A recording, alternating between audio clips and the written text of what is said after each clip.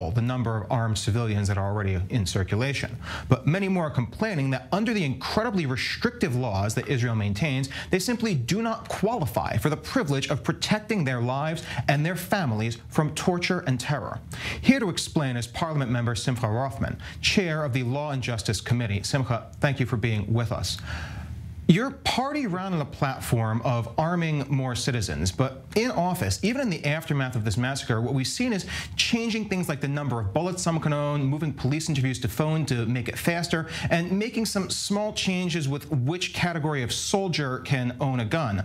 But the actual categorical changes that would allow more and more Israelis to own firearms, we've not seen that. Why is that?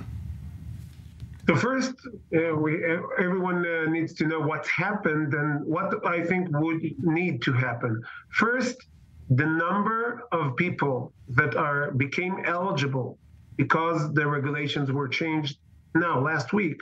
I think I can talk about estimates, but I think way more than doubled, maybe even quadrupled. So the numbers and the percentage of the people in Israel that can have and are eligible for a gun permit gone up drastically.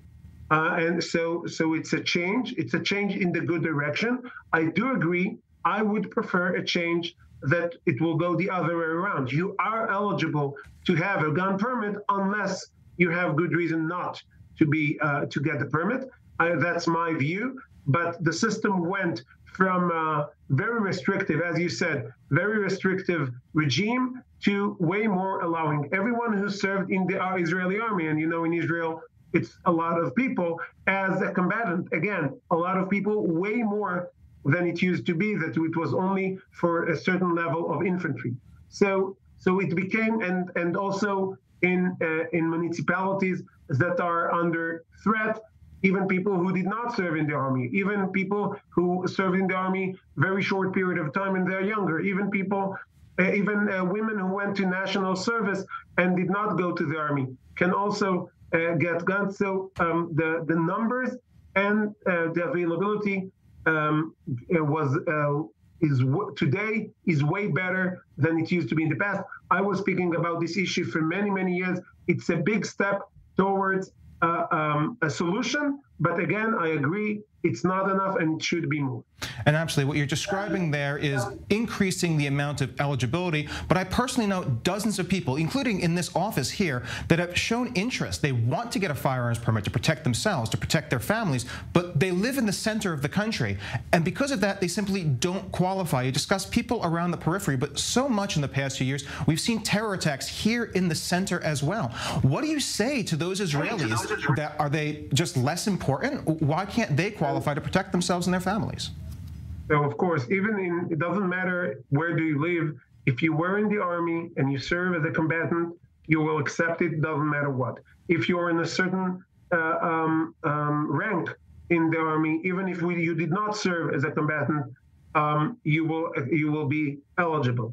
Again, many people that weren't eligible until a week ago became eligible in the center, in the more threatened areas, and in other places. Many people who volunteer in the police or other places are eligible. So the changes are big.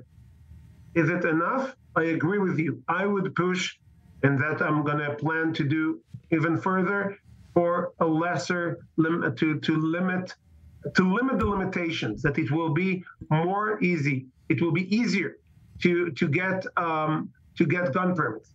And also, one must keep in mind, even people who are eligible, the main block now is not the eligibility. The main block now is the time of processing the request.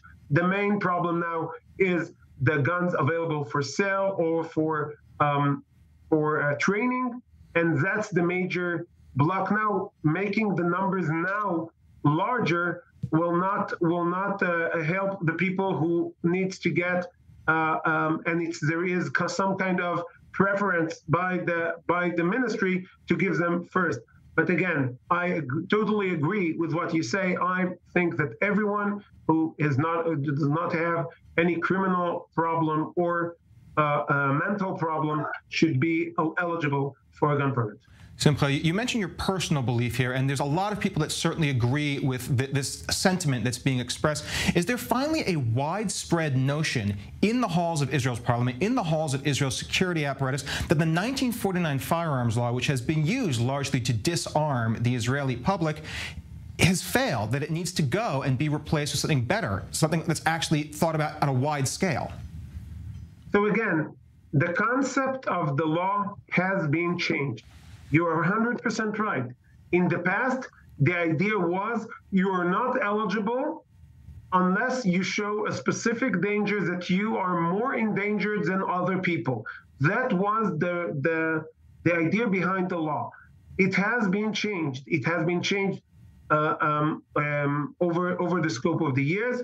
We moved to understand, the state of Israel moved to understand that we're still not in a place of a right to carry guns, a right to carry arms. And again, I don't think there are enough people today in Israel, even today, that talk about it as a right, a human right to carry arms.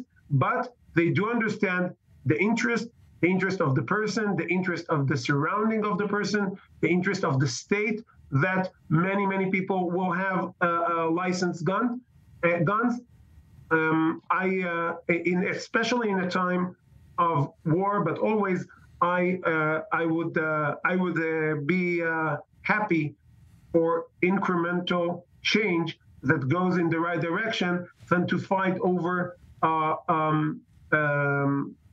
theoretical fights that at the end will not make more people eligible and will not have more people with gun permits. Absolutely. I'm glad you brought something up there near the end, because too many people try to make this dichotomy where it's either the hyper-restrictive laws currently on the books or calling it the equivalent of the United States with a right to bear arms. Do you think there's possibly wisdom in looking at the model presented by Switzerland or the Czech Republic instead, where you do see widespread ownership of firearms, but it's seen as a duty, something that everyone engages in for the defense of their nation?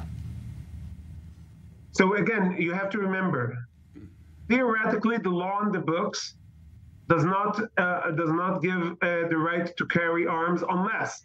But when you look at the numbers and you know how many people were in the army as combatants, you know how many people were not combatants, but they are officers in the army or in the reserve duty. You know how many people volunteering as a first responder and in the fire department. You know how many people live in municipalities that are eligible, either in the north, in the south, in Judea and Samaria, and sometimes even in Tel Aviv. You know how many people are first responders in the rural areas, also in the center.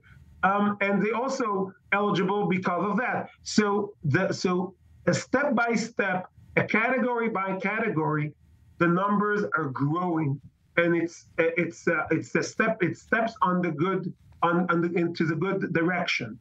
To the right direction, in my point of view.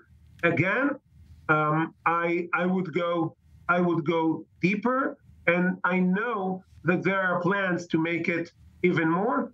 Again, now it won't. It's a fight that's not worth fighting, because even if you make everyone in Israel eligible now, until they will get the guns and the training that they need and the background checks that are in place, it will take forever. So it's the fact that we are not doing it in an incremental steps also create better deployment of the permits.